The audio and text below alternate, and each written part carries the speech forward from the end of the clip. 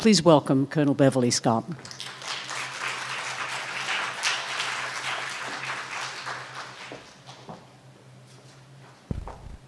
All right, well, good morning, and I want to first thank the Creative Forces team and the National Endowment of the Arts and the Museum of Glass for inviting me to be a part of this incredibly important summit that we're having today.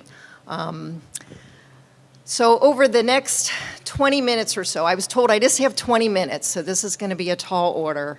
But over the next 20 minutes or so, I'm going to be talking about our traumatic brain injury and the Intrepid Spirit program that we have at Madigan. And importantly, also talk about one of the parts of our program, which is called the Madigan Intrepid Spirit Transitions Program. We're very interested in that important transition after our service members leave the military. And our program will tell you about that. But then most importantly, we're going to talk about how creative arts fits into our program, which is why it's so important that you are all here today. And again, I want to just thank you for allowing me to be a part of this really important and special mission. So the views that I'm going to express today are mine, and I have nothing to disclose. So when I was thinking about my agenda with 20 minutes to cover, I decided that I wanted to make sure that I clarified for you all who we serve, why we serve, and how we serve, and then talk about the way ahead. So in this somewhat ambitious agenda, who do we serve? I'm going to start out very briefly to tell you just a little bit about the Madigan Traumatic Brain Injury Program. And the best way to tell you about who we serve is just to highlight a little bit about our service member stories, as Jeff just nicely did in his presentation. And then talk a little bit about transitions, because that's a key part of our program. And what is the Intrepid Spirits? What does that concept mean? Why we serve. Just very briefly give you a little bit of background and the mission and vision of the Intrepid Spirit program, and then how we serve. I want you just to, want to highlight a little bit about the Army and actually the overall Intrepid Spirit model of care. Tell you about our Intrepid Spirit Center, which is soon to be finalized and finished in the next couple months. And then tell you about our program, the Madigan Intrepid Spirit Transitions Outpatient Program, our IOP, and the role of creative arts therapy, and the way ahead in establishing a network with all of you. So the traumatic brain injury programs in the military, just very brief background, actually started just about 10 years ago when TBI programs were deployed throughout the military. And this was a poster that we put together a few years ago when I became involved with the TBI program at Madigan, which highlights not only the patients we serve, but our very important mission. As shown in the poster, for our TBI program, we serve not only our service members, but also family members over the age of 18 and retirees. And some may ask, what about the pediatric and adolescent population? At Madigan, those individuals are very well served in our pediatric, family medicine programs at Madigan, supported by pediatric neurology for the more complex patients. Our mission statement, which is probably hard to read here throughout the room, but highlights that we see patients across the spectrum of traumatic brain injury, ranging from trauma exposure to concussion or more severe brain injuries. But we also strive to identify those common, very important comorbidities that often are associated with traumatic brain injury, complex deployments, and I'll talk a little bit about that further. So our service member stories, this is something I'm very passionate about as a neurologist. As shown here in this simple slide, many of our service member stories, many have perhaps experienced non-combat related concussions or more severe brain injuries, but perhaps prior, football or sports-related concussions, motor vehicle accidents, or combat-related concussions or more severe brain injuries, as shown here. Let's see if we can get this to work. Oh, I don't think I can get the pointer to work. Oh, there we go. A combat-related, vehicle-related IED blast, a vehicle rollover, an IED blast. The good news is many concussions, actually, the individuals may recover within days or weeks in many cases. Certainly those individuals that have a more severe brain injury may have persistent problems that may last for a very long time. But even those individuals that have experienced a concussion may have ongoing symptoms and problems. As shown very simplistically here, patients may experience headaches, sleep problems, cognitive problems, problems with their memory, or behavioral health problems, depression, mood issues. These problems may be consequences related to that traumatic brain injury, but often they may be related to some of those co-occurring conditions that I'll mention in the next slide. First and foremost, as a neurologist, it's very important to try to clarify what some of these other potential contributing conditions or factors may be contributing to some of the problems that may be leading to some of these ongoing persistent problems. This was a slide that I put together when I deployed to Afghanistan back in 2010, highlighting that concussion or more severe brain injury does not occur in isolation. In the worst case, in a combat-related concussion or brain injury, it may be happening in the setting of a blast, a vehicle rollover, a battle. And so certainly in those presentations, the individual may have, at the time they present, an acute stress reaction, other concurrent injuries, underlying combat operational stress that may be made manifested after a concussion. So this is very important to try to identify and address. But even in the deployed environment or in concussions or brain injuries that happen here at home, patients may have a number of other underlying comorbid, co-occurring conditions that may be contributing to problems that we may see. As seen on this slide, underlying primary headache disorders like migraines, sleep disorders, mood disorders, chronic pain, medication or medication overuse, substance use, premorbid factors, past experiences that may be, contributing to problems they may be having. Psychosocial stressors, sleep impairments, a number of other factors. The point I want to make to the group is, even though a patient may present with a diagnosis of traumatic brain injury, there may be a number of other issues and factors that may be contributing to problems they may be having. And first and foremost, very important that these individuals be carefully evaluated by a team to sort out what's going on and these problems be addressed. The concept of transitions is extremely important. And I show this slide when I even present to our soldiers when they begin our program. And this is a slide that I borrowed from the team at Fort Gordon. All service members are in constant transition, and I am sure this audience can think about the variety of transitions that our service members go through. First and foremost, that common transition for a number of our service members multiple times, from a deployment environment to garrison settings, and all of the issues that brings with it. Changes in job, changes in family dynamics, and all the stresses that may come along. Our service members, typically when they join the military, they're healthy, and then they deploy, or even if it's a non-deployment related injury, the transition of developing an injury, and then that commonly long transition to recovery. Now having to deal with headaches, sleep issues, cognitive problems, dealing with the complex medical system, the complex behavioral health system, dealing with multiple medical appointments is very challenging for our service members. And then another important transition for many of our service members is that transition from active duty to a veteran status, dealing with medical boards. What am I going to do after I get out of the service?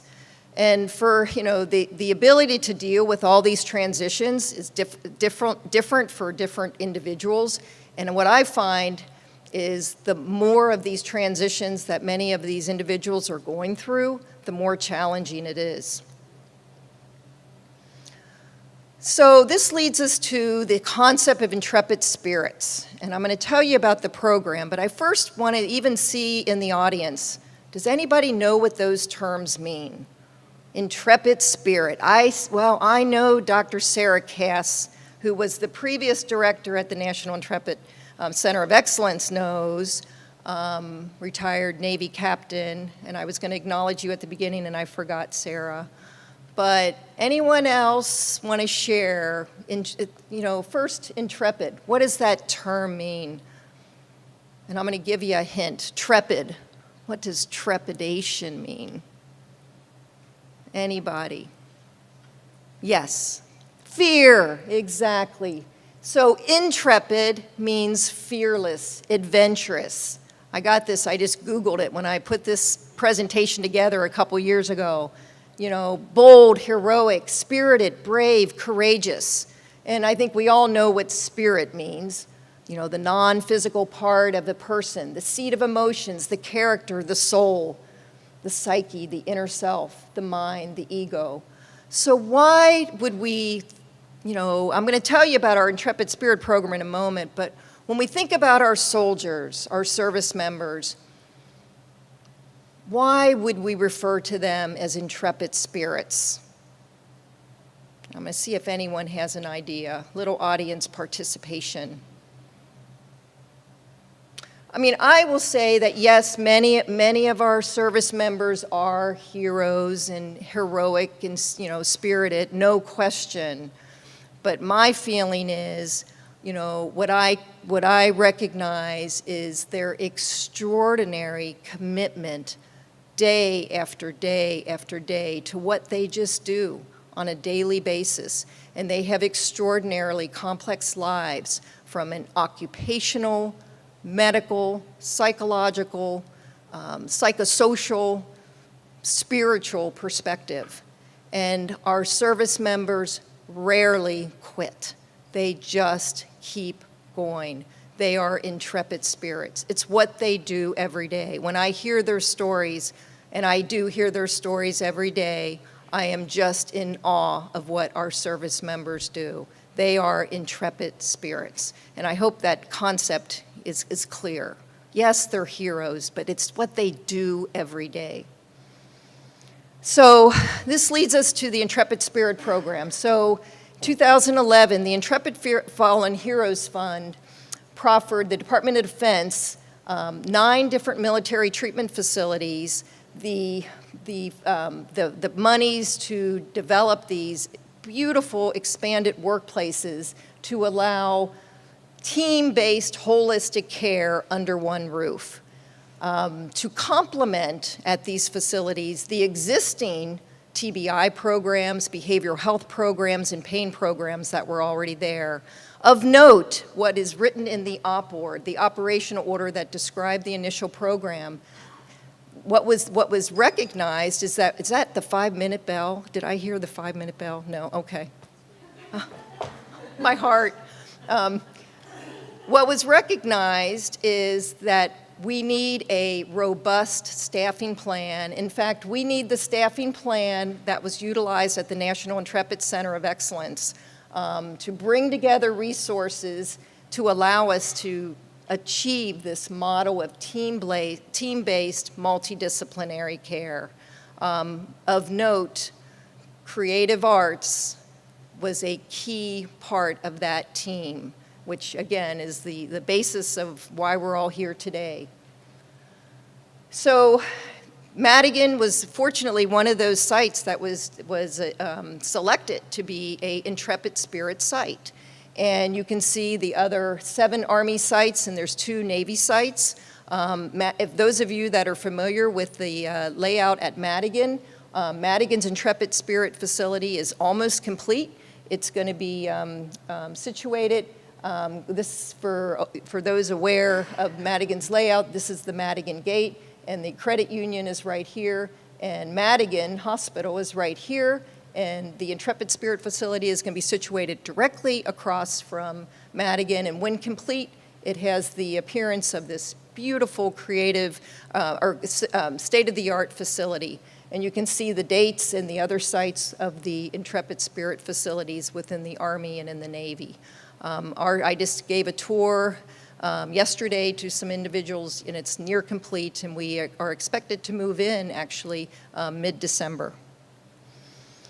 So the Intrepid Spirit mission and vision is to lead the nation to provide definitive care that is interdisciplinary, integrated, integrative meaning bringing together traditional forms of medical care and non-traditional complementary care, such as the arts, holistic and evidence-based. Again, to complement the existing traumatic brain injury, behavioral health, and pain care that's already offered at most of these military treatment facilities. You know, an intensive outpatient program is one of the components of that Intrepid Spirit model of care, which I'm going to share with you in a moment. And a secondary mission is education and research.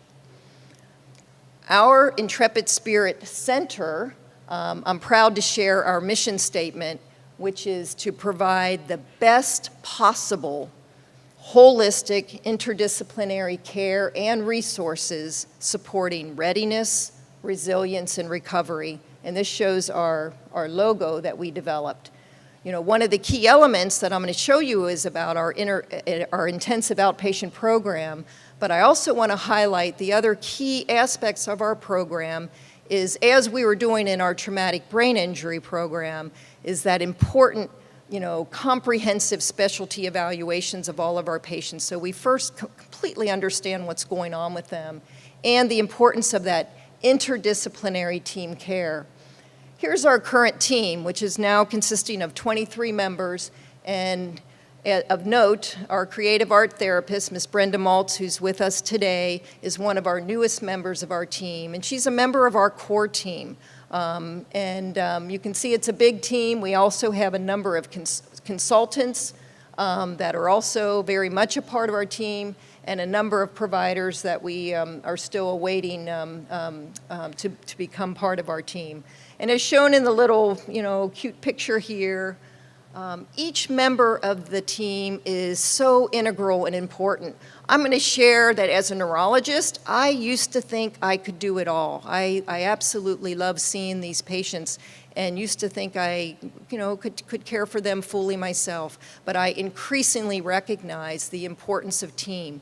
Each member brings so much to the team, and our creative arts therapist just emphasizes that point.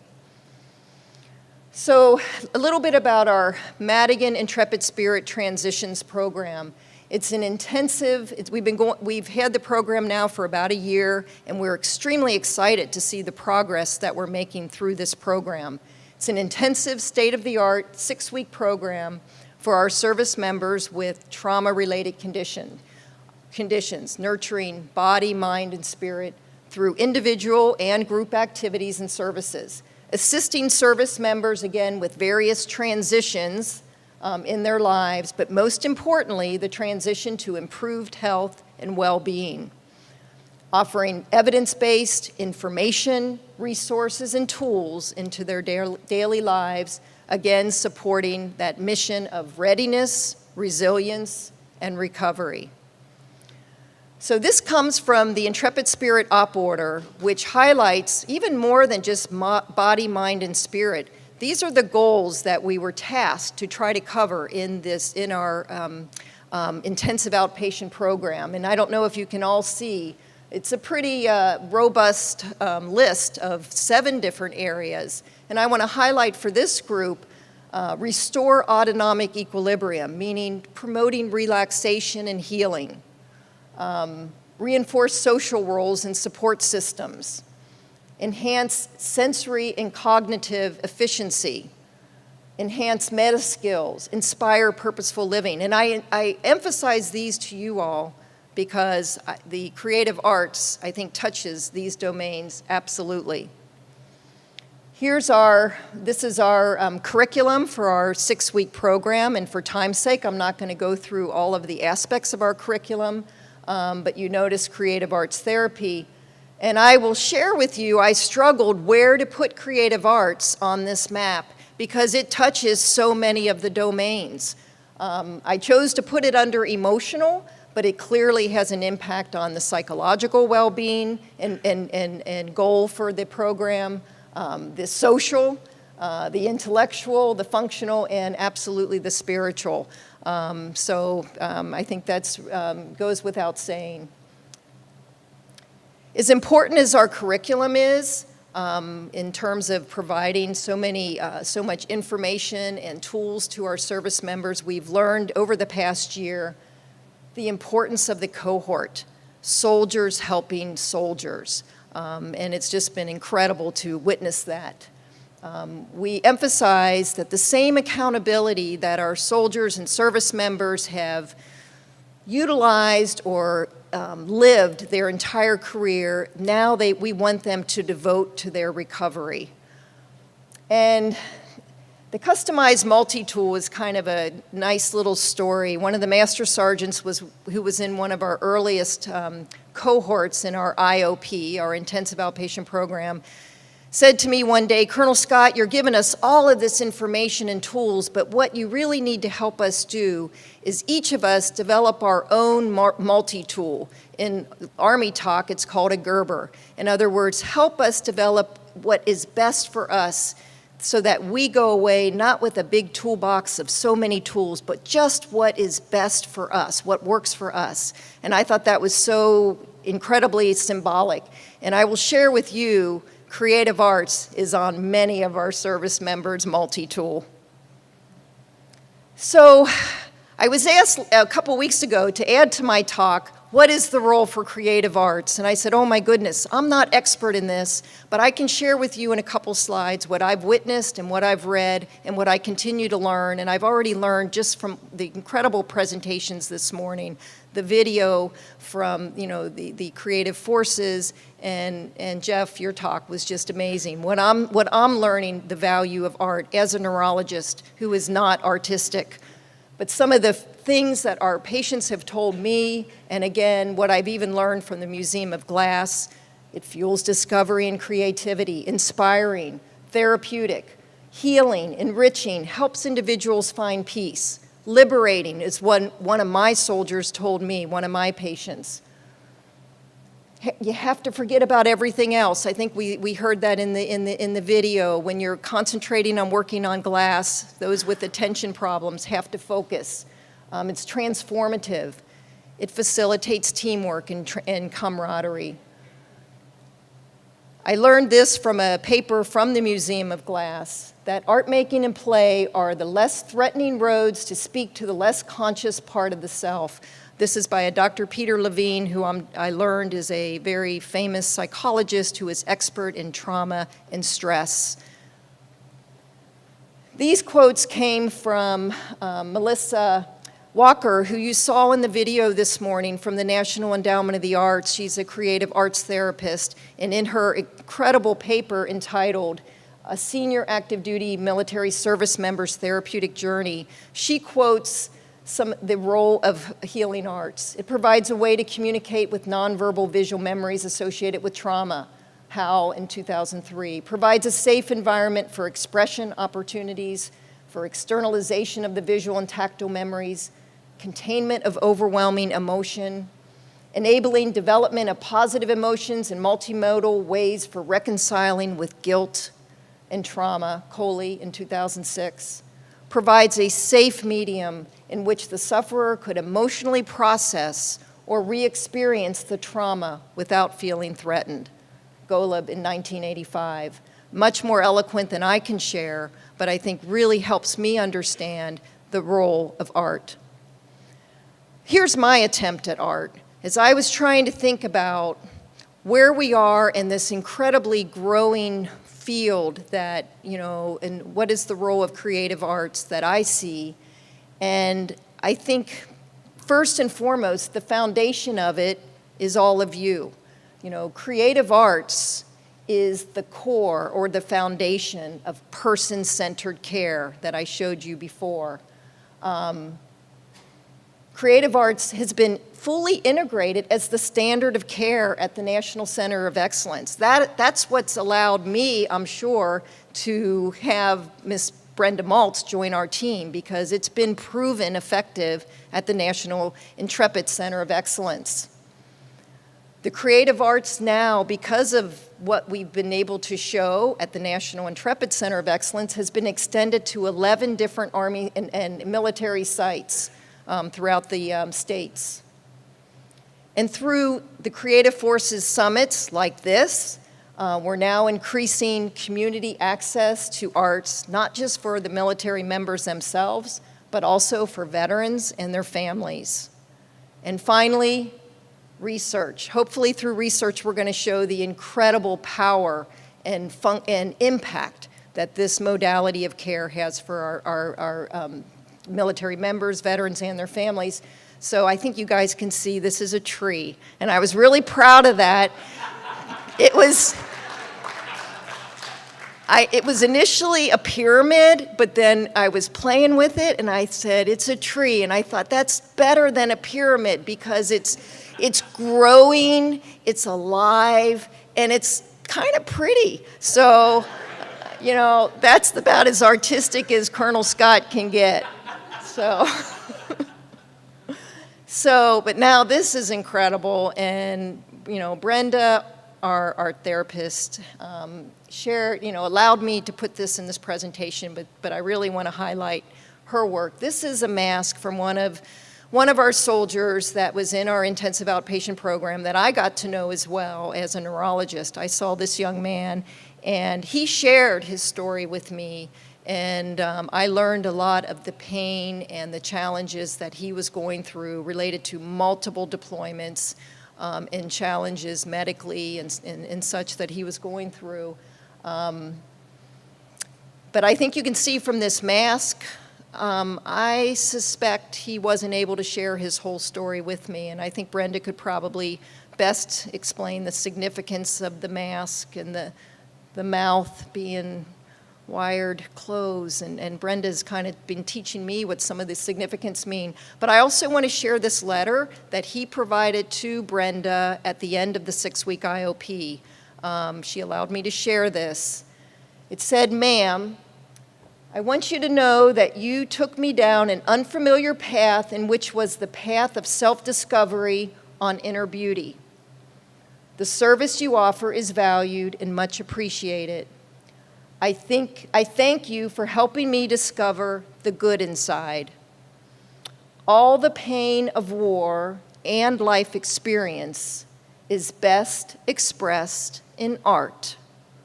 Thank you, ma'am. You are greatly valued."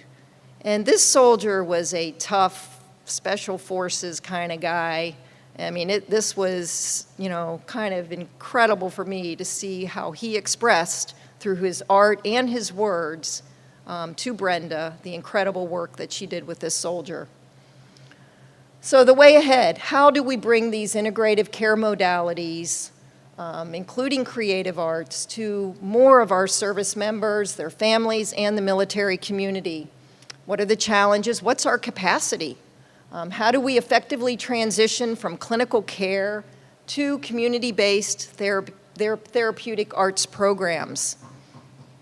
How do we help others find the good inside and help them express the pain of war or life experiences through art? And that's all I have. Thank you.